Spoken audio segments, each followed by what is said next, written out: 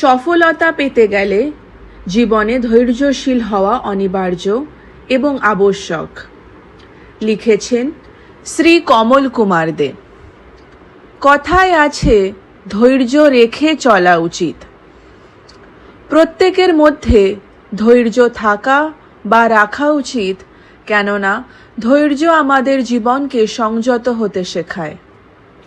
ধৈর্য আমাদের সঠিক ভুল নির্ণয় নিতে শেখায় বিবেককে। মনে রাখবেন, ধৈর্য বিবেক প্রদান করে। বিবেক আপনাকে পরিকল্পনা করতে সাহায্য করে, আর পরিকল্পনা আপনার শক্তি বাড়িয়ে আপনাকে সঠিক লক্ষ্যের দিকে অগ্রসর হতে সাহায্য করে, অর্থাৎ প্রত্যেক পদের নির্ণয় করে চলতে শেখায়। নির্ণয় নিজের প্রভাবকে রেখে যায় কর্মের মাধ্যমে। তাই অধৈর্য হয়ে পড়লে হবে না। ধৈর্য নিয়ে বুঝে শুনে আমাদের কর্মে এগোনো উচিত।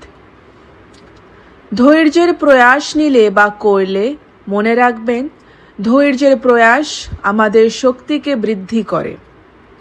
কথায় আছে, সবুরে মেওয়া ফলে, অর্থাৎ ধৈর্যের পরিকল্পনা যে কোনো কাজ সুস্থভাবে করতে সাহায্য করে, বুদ্ধি ও সাহসের সাথে। ধৈর্য স্বাগত জানাতে পারে ভবিষ্যৎকে। ধৈর্য প্রতি মুহূর্ত পরিকল্পনা করতে সাহায্য করতে শেখায়, প্রত্যেক পদে নির্ণয় করে চলতে। মনে রাখতে হবে, জীবনকে ধৈর্যের সহিত গঠনমূলকভাবে তৈরি করে এগিয়ে নিয়ে যেতে হবে, তাহলেই আমরা সফলতার পথ দেখতে পাব। কখনো কখনো একটা সময় আসে যখন সবকিছু কেমন যেন এলোমেলো হয়ে যায় নানান সমস্যার কারণে।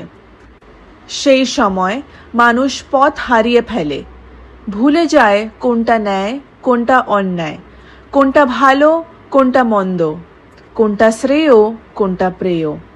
শাশ্বত যেসব মূল্যবোধ সেইগুলো মানুষ হারিয়ে ফেলে, না বুঝে ধৈর্যহীন হয়ে পড়ে। তখন আরও সমস্যার সম্মুখীনে পড়তে হয়। তাই আপনাদের বলবো, হুটহাট তাড়াহুড়ো করে কোনো কাজ করবেন না। ধৈর্যের সহিত ভেবে পদক্ষেপ নেওয়াই জীবনে শ্রেয়।